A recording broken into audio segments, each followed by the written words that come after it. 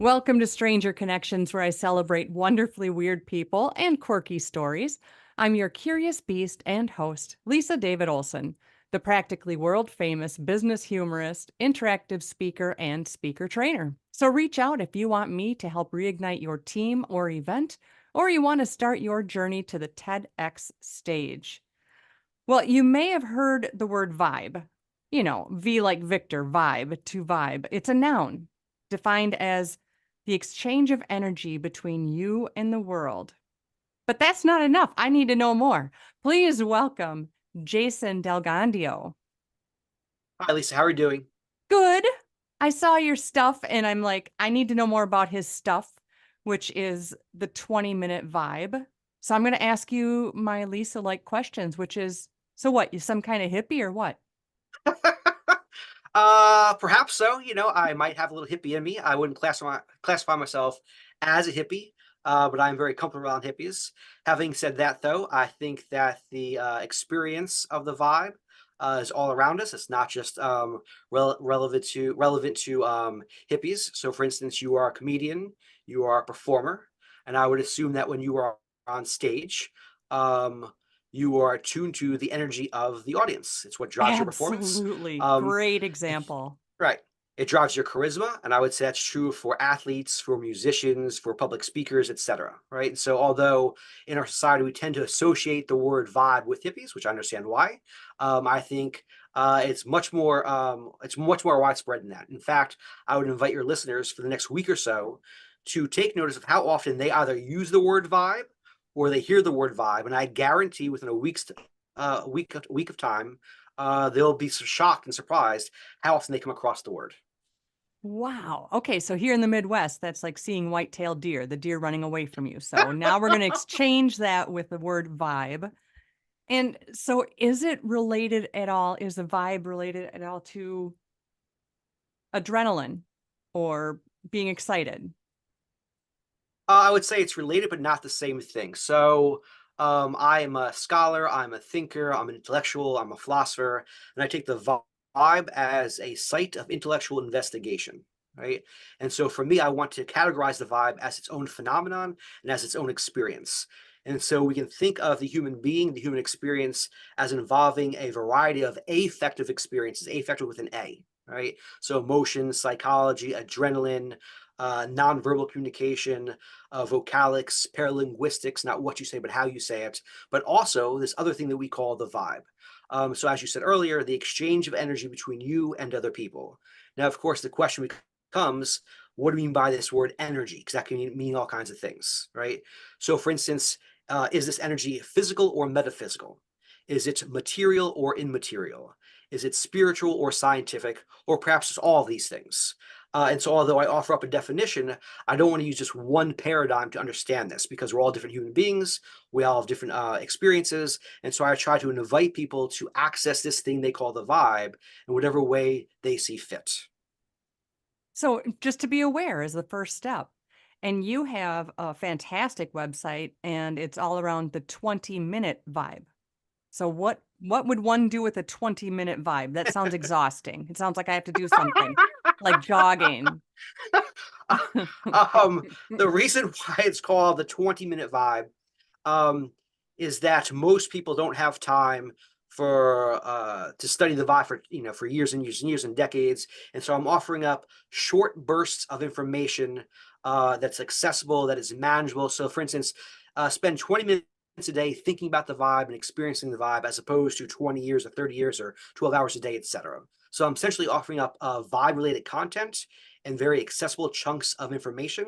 And it's really geared towards those who are intellectually curious and who are progressively minded, that are interested in this thing we call the vibe. Yeah, and I think it sounds to me like you've done all the hard work. We get to just go, oh, I'm going to dip a toe in here because I know there's a lot on your website. There's courses we can take. There's different blogs that I don't know if you call it a blog, but you have different writings, and there's some very interesting writing in there. And one of the essays I found, it states this. I'm going to read it back to you. Look at any playground, and the evidence is obvious. From an early age, we start badgering each other to dress, act, and talk in a very specific way. Falling out of line invites ridicule and outcasting. God forbid if Mary likes short hair or Johnny likes Barbie dolls. At some point, it just becomes easier to give in. Just follow the norm, even if the norm deadens your soul. Wow. So you're really saying be your unique self. And for me, that's being creative too, and saying, as school goes on and we learn we have to color inside the lines, or 1 and 1 is 2, not 11, or bunny ears, or peace. It sounds aligned like that. It's about exploring, right? Yes, 100%. Yes. So, I'm very much a proponent and advocate of being yourself, being your true inner self, being your authentic self. And I think that itself brings with it its own kind of energy and its own kind of vibe. Um, at least for myself, and I would assume for many other people, that when you encounter someone who is truly authentically them, right? It's kind of an invitation. It's uplifting, it's refreshing, and I like people who are authentic, who are themselves, make me feel at ease, and so on. And I think that's also part of the vibe itself. That if you follow your own kind of vibe flow, for instance, you find a way of really evoking who you are. You're being in the moment. You're being present to yourself as to the world around you, and that itself is just a very uplifting, positive experience. And so, how do we tap more into this and make it a daily practice? It's a question everyone asks, and it's not as easy to answer as one would think, especially if I've been studying this for 30 years. However, having said that, the basic way I would explain is that number one, um, try to be more aware of your body, right? Your body in space, how you are feeling, etc. Right. Then number two, be more aware of your surroundings, right? What's happening around you? Who are the people? How are things located and arranged, etc. And then from there, it'll help you be more in touch with the energy you're giving off, with the energy that other people are giving off, and you can tap into that. And so again, I'll use you as an example here.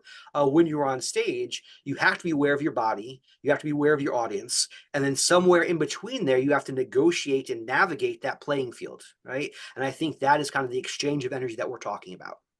And to further extend that, I'm sure you've heard this before as a performer, but we're all performers on a stage all the time, right?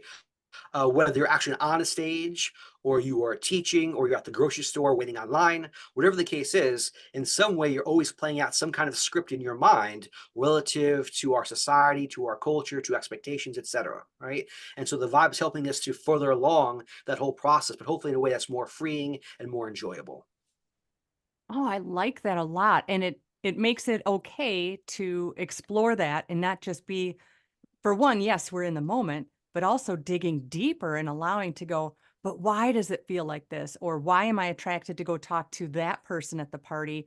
And, why am I motating towards these people? I think that's what I was picturing when you were saying this about being aware of your surroundings. I'm picturing that. There's sometimes the opposite. I might be at a store and I immediately have to leave. I can't tell you why. I don't know if anybody else has that. You get overwhelmed, or I don't know what it is. And all of a sudden I'm just like, I'm out, and it must be what would be the opposite word of vibe then? um, well, all that is a vibe, right? So you can have, so there's a common saying in our society where good vibes only, but that's not really the reality of it, right? You have Right. good vibes, you have bad vibes, you have chill vibes, you have ugly vibes, you have a million different kinds of vibes, right? And so the more you tune yourself to this thing we call the vibe, you start to distinguish between different kinds of vibes, right? Mm, And again, going back to being a performer, you know when an audience is into it, and you know when an audience is not into it. You know when they're there and listening to every word, or they're tuned out and they don't care what you have to say, right? And in that moment, though, you have to adjust your performance to account for that. excellent. Excellent. I can dig it. I can understand that. Now, you said you've been studying this and researching for 30 years. Tell me more about that, your background and how this is what you landed on. Yeah. So first, I do want to laugh at myself because I do take this seriously, but I also recognize kind of the strangeness of it, to kind of use the language of the show here, right? Not a lot of people study the vibe, right? So for me in my late teens, I got involved with all kinds of underground scenes, the rave scene, jam bands, underground house parties, all that kind of stuff. And everyone, including myself, was using this word, a vibe, to describe their experiences. But at some point, I realized that none of us were actually defining it. So I took like literally at the age of about 19 or so, I took an intellectual interest in this thing we call the vibe. Then I wrote my first paper on the vibe in a college class on nonverbal communication. Then I went to graduate school and used both my master's thesis and my doctoral dissertation to write about the vibe. And then flash forward many decades later, and here we are on your show talking about the vibe. And how do you use this in your daily day-to-day work? Is this how you survive? Is this paying the mortgage? Well, yes and no. So I'm a college professor at Temple University in Philadelphia. And at Temple, my major area of emphasis is the theory and practice of social justice. So I study activism and social movements. That's what my classes are about, things like that. My vibe stuff, though, is kind of outside of Temple. It's kind of my own personal interest over my adult life. And although I am an expert on it, it's not really part of my expertise at Temple. Having said that, though, I do give talks, I do teach classes outside of Temple, etc. That makes a few bucks, but it's not exactly paying the bills. We'll say that way, right? It's kind of like being a performer sometimes or an actor, where it's what you do, it's your passion. It doesn't necessarily pay the bills, but it's part of your life. Yes.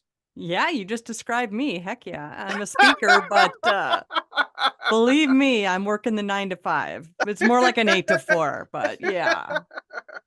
People would say that to me. Why don't you just speak full time? Yeah, why don't you tell me what to do for one? But also, hello COVID. I'm glad I didn't just go, yeah, I'm going to do it. I'm all in. So, but then what are you doing besides, I mean, you are definitely book smart and way into it, and now you took all your learnings, you're a professor. Obviously, everything surrounds that. But what are you doing for fun? What makes you just throw caution to the wind and do something for fun? I love music. I love live music. I love camping and being in nature in the woods. I'm a big sports fan, in particular a football fan. I love hanging out with my friends, drinking a few beers, busting chops and laughing and stuff like that. So yeah, I like to think of myself as a well-rounded person, although I'm very much an intellectual, and I take that stuff seriously. At the same time, though, if you met me in a bar, you would probably never think I was a professor. That's fun. I like that. And also on your website, there's a lot of talk about the band Phish. Yes. Why? Why? Um, No so it, reason. I'm not against Phish. They're awesome. I've been a lifelong fan of Phish. I really since my late teens. Again, they were a part of the experience of me helping understand the vibe. Um, Phish has a very dedicated following. Their music is very improvisational, and I think with improvisational music, although or improv in general, it brings with it a certain kind of energy and vibe. In other words, you are present in the moment when you improv, right? And that Mm. evokes a certain kind of connection between you and your listeners or your audience or other people. And that kind of uh, let's say performative gestalt, so to speak, I think is very evocative, and it's very intriguing to me. I like being in the moment with other people. I like that a lot. And does this mean that you're also following Phish? Are you a fish head? Is that what they would be like? Like a So deadhead? yes, yes, I would be a fish head. Yes, so we back in the day there was deadheads, and I guess there still are deadheads, and nowadays there are fish heads. Actually, I was at a there's a branch of study called Fish Studies, where it's academics who study the band Fish, right? Oh, wow. Um, yeah, the first conference on Fish was back in 2019, May of 2019, and there's actually another Fish Studies conference coming up this May, which I'll be attending as well out in Oregon. And have you met any of them? Do they know that they matter so much to a lot of your work and your studies? Oh, you mean the band Fish? The band, yeah. Oh no, I've not met the band. No, perhaps one day. I don't know. That would be a dream come true. But I have not met them in person. No, that has not happened. All you gotta do is email. It's magic. I got you. I got you here.